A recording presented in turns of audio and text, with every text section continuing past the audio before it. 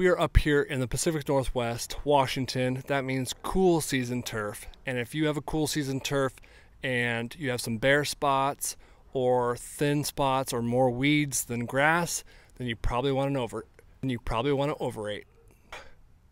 Then you probably want to overseed. Let's go.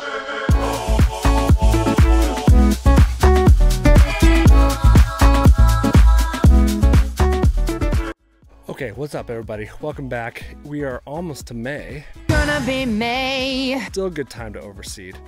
I know that overseeding can seem like a big process and stuff. Trust the process. A lot of work to do, but I guarantee if you take it step by step, do it the right way, you're gonna have results and you're gonna have a lawn to show off when you're barbecuing. Step one would be preparing for your overseed, meaning you need to go do your research, get some seed. What seed you're going to use? Are you going to use the box store seed? Are you going to use elite seed? I would recommend elite seed, going to unitedseeds.com or Mountain View Seeds. Do some research. You need to find a good elite grass seed. That means it's going to have less problems in it. You also need to plan for the time of year. Right now is the best time to do it, along with fall, when your soil temperatures are right at 55 degrees and you got nice weather coming. That is part of the planning for your overseed. Step two in overseeding is you're gonna wanna mow your lawn low. Because when you overseed, you're not gonna be mowing for a couple weeks. Kentucky bluegrass takes a couple weeks to germinate. You're not gonna mow until you start seeing a new grass start germinating and getting longer. Also, a bonus is putting some PGR down so that your grass doesn't grow at an extremely high rate. Step three is dethatching or aerating. You need that seed to get down to the soil to make contact in order to start germinating. If it just sits up on top of the grass blades, it's never going to germinate. The sun's probably going to kill it and from the heat, and it's never going to work out. So you need to plan and aerate or dethatch, either hire someone to come do it or rent it, do it yourself. Do it myself. Step four would be laying your seed down. As mentioned in step one, you did your research on your seed. Now you know which one to use. Lay your seed down. I like to use a drop spreader in this step because then I'm not flinging the seed into the flower beds or the sides to germinate where I don't want it to germinate. Drop spreader will uniformly apply your grass seed. For instance, my front yard is Jacqueline seed, Midnight Kentucky Bluegrass, mixed with After Midnight Kentucky Bluegrass, their newest type of grass seed. And then my backyard is 365 SS Kentucky Bluegrass, and it's a mono stand, both front and back, both Kentucky Bluegrass. That is what I used. That's what I would recommend. It also takes 14 days to germinate, so if you want something faster, probably go with the perennial ryegrass. If you got something in the shade, go with the tall fescue.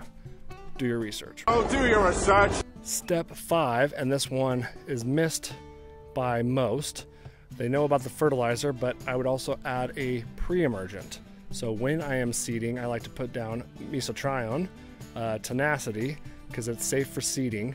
And when you open up the canopy, aerating and dethatching, what you're doing is you're allowing weeds to pop up through those bare areas. So I would apply a pre-emergent along with a starter fertilizer.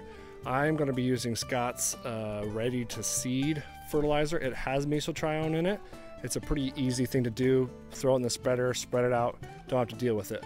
I also have used mesotrione in the liquid form along with my Chapin push sprayer. That's another great way to do it, but don't skip this step.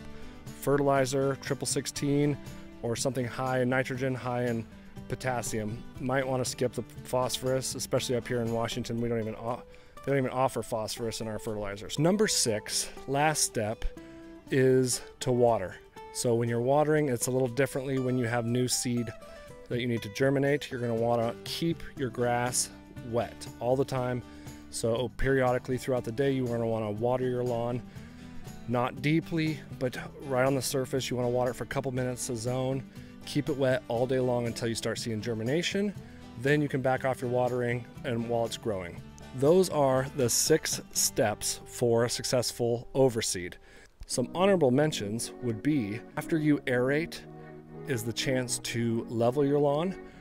I did a sand leveling this year before I aerated, didn't plan that right. I'm an idiot. This would be your chance to level out some areas because you're going to be seeding anyways.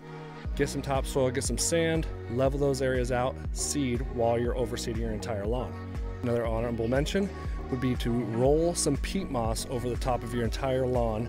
Peat moss is going to have a lot of moisture absorbent and keep your grass seeds moist, faster germination, more successful germination. So those are the 6 steps for a successful overseed. If you have bare areas, more weeds than you have grass, I highly recommend doing a overseed, getting your grass to look as best as you can, healthy as you can. Thanks for watching. Appreciate it. I will see you in the next one, or I'll see you on another time.